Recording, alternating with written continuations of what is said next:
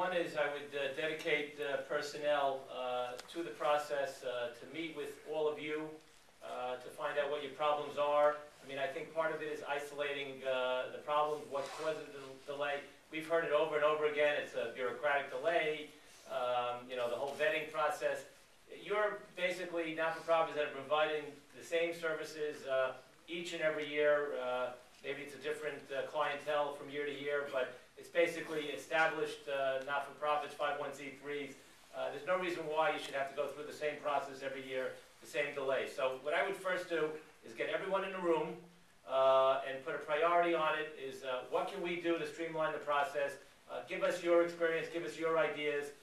What can we do to work together to make sure that the services are provided on an expedited basis and the money gets out there and the contracts get let sooner and basically the services get provided to the public sooner.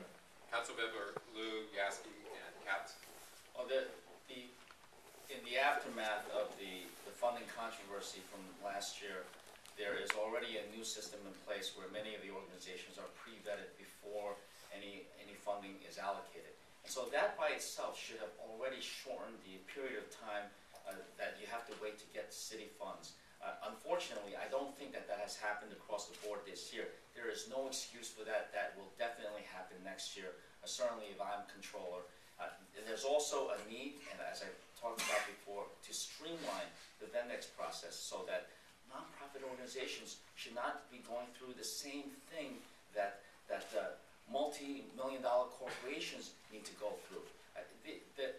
The conflicts or the issues that exist with nonprofits are not as onerous as companies who are trying to make a profit from city taxpayers. And so I do believe that the Vendex system needs to be streamlined.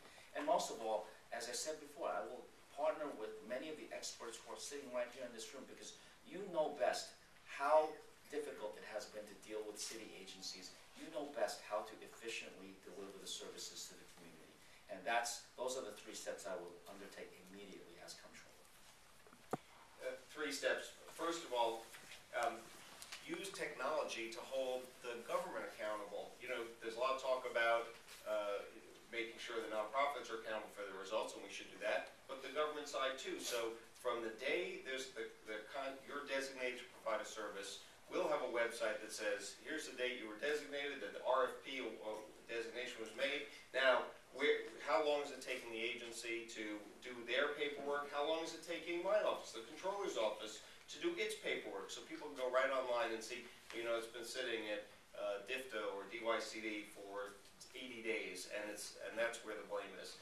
That's number 1. Number 2, we do need to, on the Vendex side, and I will work with the state to have a simplified joint process. A nonprofit that's doing work for the state and the city, we don't need to force them to do duplication. And the third thing, and this is something that would be complicated and big, and would need to be worked out, but I think there's potential there, is when you have an established nonprofit that's doing the same work year after year, we ought to be able to start the payment stream from the day they're designated to provide the service while the contract work is in process, if they're laying out money right then and there. You know, every year we have nonprofits that come to me because they're still waiting 9 or 10 months for their reimbursement, and they have to take out a loan just to make payroll. That is unacceptable. That should not happen. For not-for-profits to get money out of this city is one of the most frustrating processes that I have ever encountered.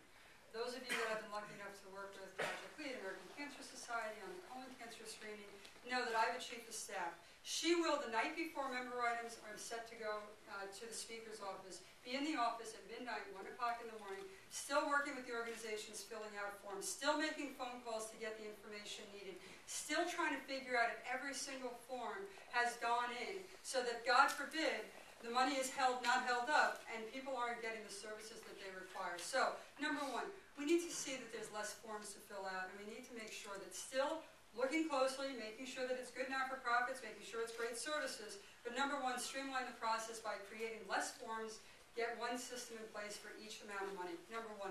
Number 2, at the Comptroller's office, we need a person to speak to.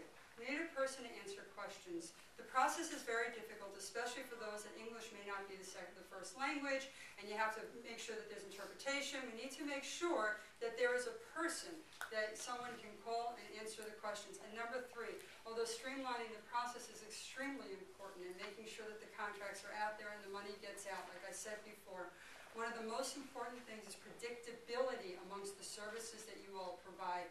We need to make sure that there is a way to track it so that you all know when the money is going to come in. So, thank you.